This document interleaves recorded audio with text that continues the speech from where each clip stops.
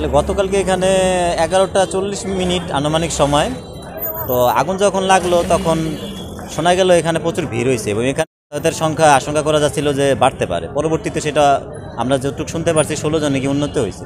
তো এখানে একটা কেমিক্যাল কারখানা আছে, তো কেমিক্যাল কারখানাটার মালিক শাহ আলম সাহেব, আর এখানে লোকাল গার্মেন্টসও আছে। তো ওই শাহ আলম সাহেবের কেমিক্যাল কারখানার কারণে হতাহতের সংখ্যা আমরা যতটুকু শুনতে পারছি বৃদ্ধি পাইছে।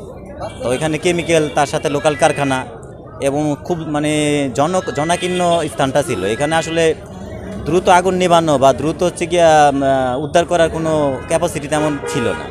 যেই বিধায় শেষ পর্যন্ত 16 জন উন্নত হয়েছে।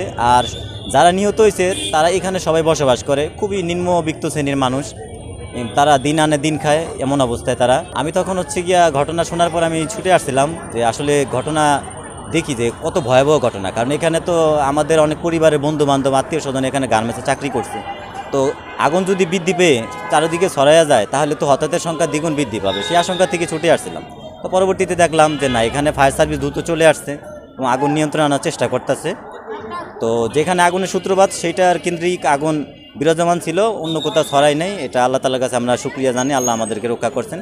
এবং ভয়াবহ জিনিসটা ছিল যখন আমরা আরও বুঝতে পারলাম যে এখানে কেমিক্যাল কারখানা আছে এবং ভয়াবহতা যদি নিয়ন্ত্রণে আনা না যায় আগুন, তাহলে এটা পুরো এলাকায় ছড়িয়ে যেয়ে অনেক হতাহত বা আশঙ্কা সৃষ্টি হতে পারে, হতাহতের সংখ্যা বৃদ্ধি পেতে পারে।